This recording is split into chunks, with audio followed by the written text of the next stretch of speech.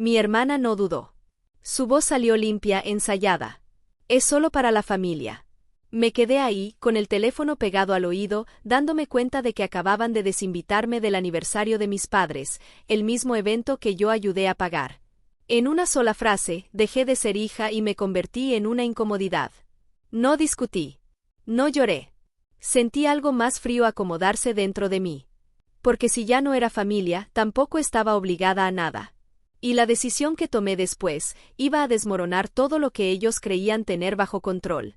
Antes de contarte cómo pasó todo, deja tu like, comenta desde donde estás viendo esto, y si alguna vez te sentiste invisible, compártelo. Me llamo Lisa. Tengo poco más de 30 años y me gano la vida como fotógrafa freelance. Nada llamativo, sin una gran marca detrás, solo yo, mi cámara y largas horas persiguiendo una luz que se sienta honesta. Siempre me ha gustado ese tipo de trabajo donde los resultados hablan por sí solos, en silencio. Tal vez por eso mi familia aprendió desde temprano que yo no hacía ruido, ni siquiera cuando cargaba más de lo que me correspondía.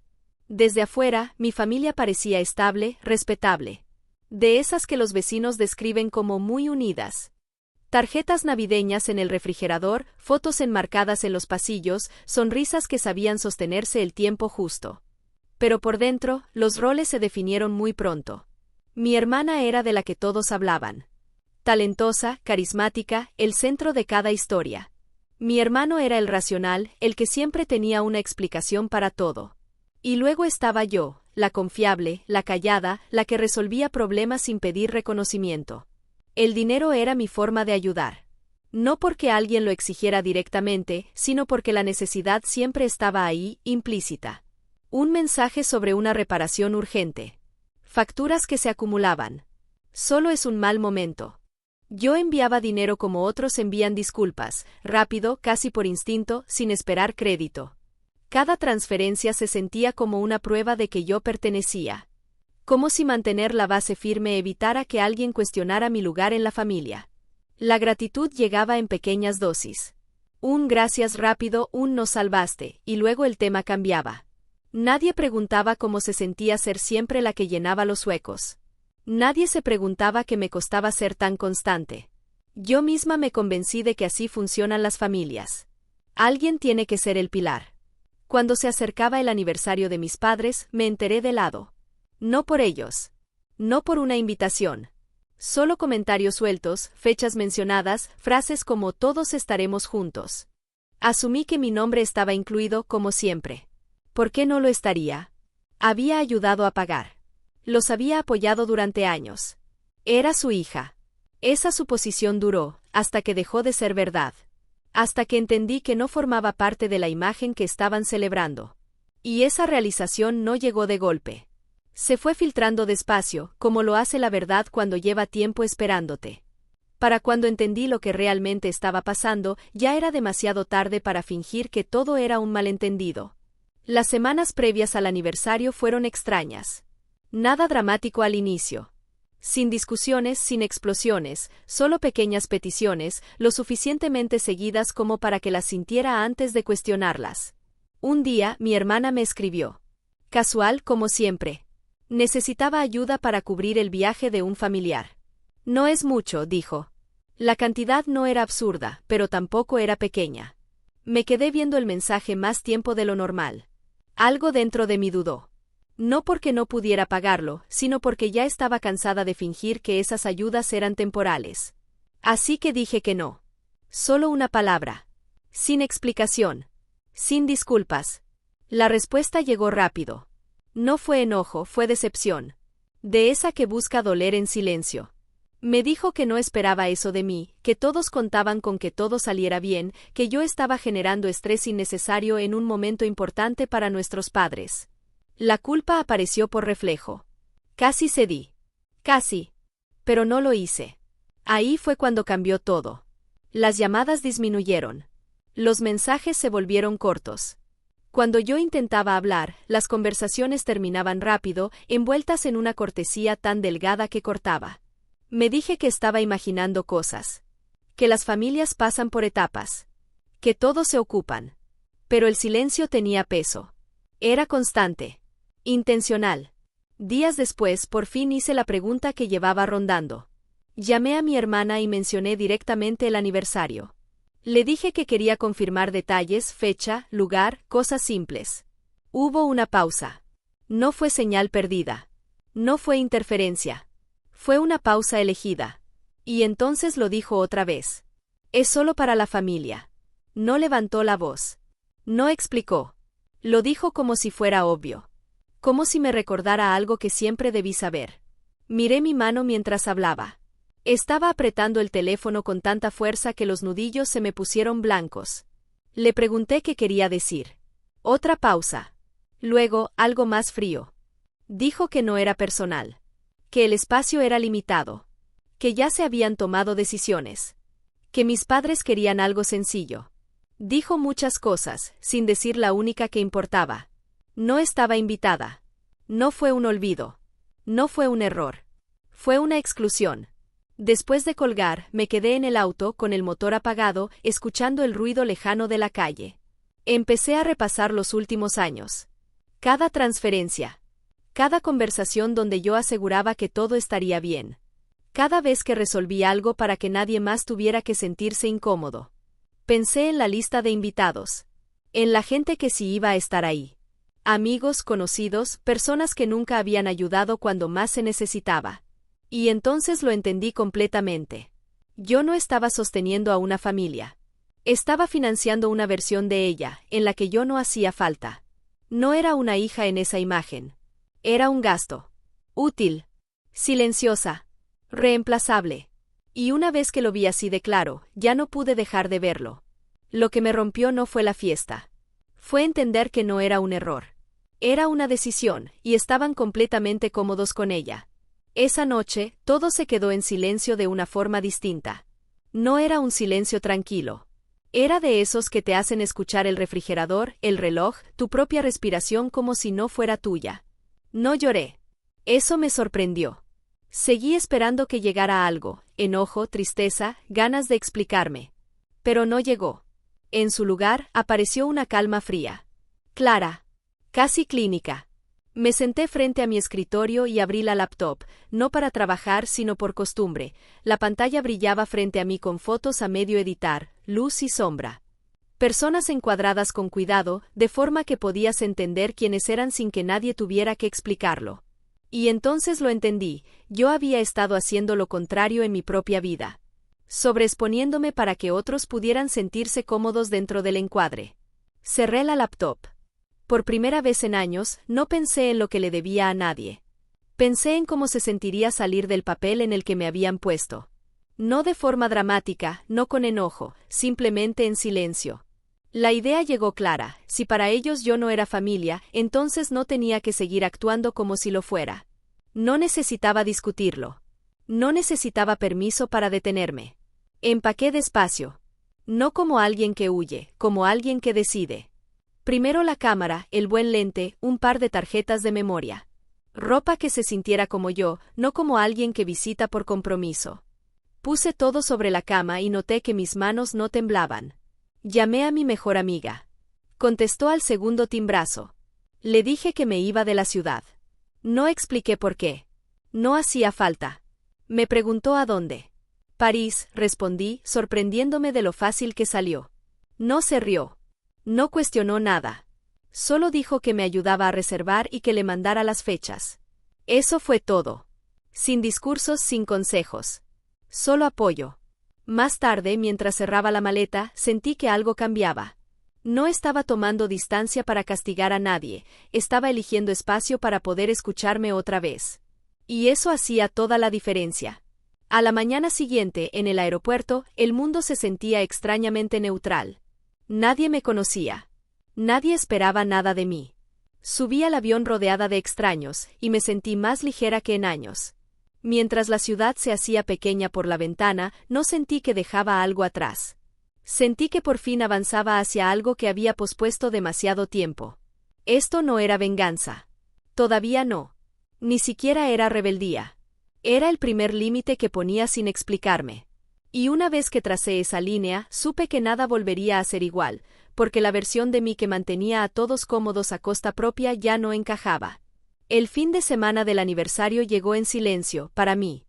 París despertó sin saber nada de mi familia. La luz se colaba entre los edificios. Las motos pasaban frente a cafés que acomodaban sus mesas. Yo estaba en la ventana de un pequeño hotel, con una taza de café calentándome las manos, y sentí algo nuevo instalarse dentro de mí, permiso. Nadie ahí necesitaba nada de mí. Nadie esperaba que yo resolviera, cubriera o arreglara nada. En casa, la fiesta ya estaba en marcha. No la vi, pero podía imaginarla perfectamente. Mi mamá insistiendo en manteles blancos. Mi papá, un poco rígido en su traje, sonriendo para las fotos. La sala llena de personas que conocían a mi familia lo suficiente como para admirarla. Música en una esquina. Copas chocando. Risas que subían y bajaban, y una silla vacía. Yo. No planeé nada dramático. Eso importa. No desperté queriendo hacer una declaración. No preparé ningún mensaje. No ensayé ninguna frase. Esa tarde salí a caminar, como siempre hago en un lugar nuevo. Caminé hasta que algo llamó mi atención.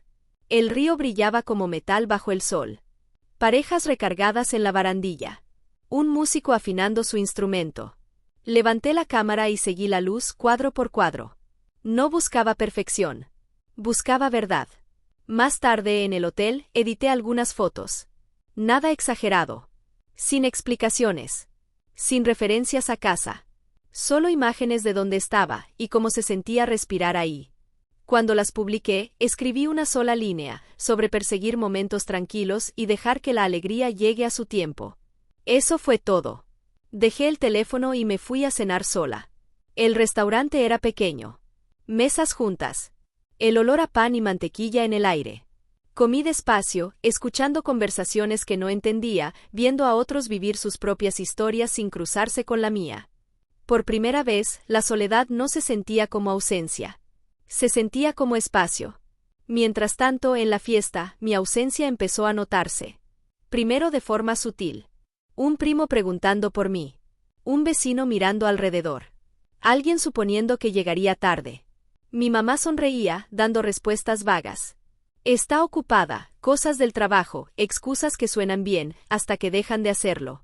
Entonces alguien sacó su teléfono.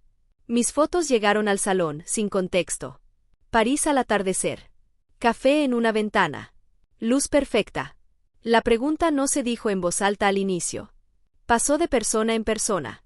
¿Por qué no está aquí? Mi hermana notó el cambio antes que nadie. Empezó a ajustar todo, a sonreír de más, a controlar cada detalle. Pero el control se le estaba escapando. Para la cena, el ambiente ya había cambiado. Las conversaciones se cortaban. Las risas no fluían igual. Alguien preguntó directamente por qué yo no estaba ahí. La respuesta de mi madre tembló.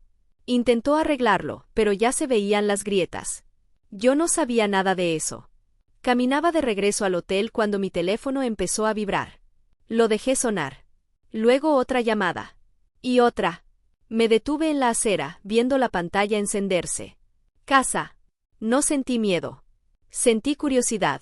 Esperé a que dejara de sonar antes de entrar. El primer mensaje fue de mi madre. Corto. Urgente. Me pidió que la llamara. Esperé. Cuando finalmente contesté, su voz se quebró antes de decir mi nombre. Me dijo que la gente estaba confundida, que preguntaban, que todo se estaba saliendo de control. Escuché sin interrumpir.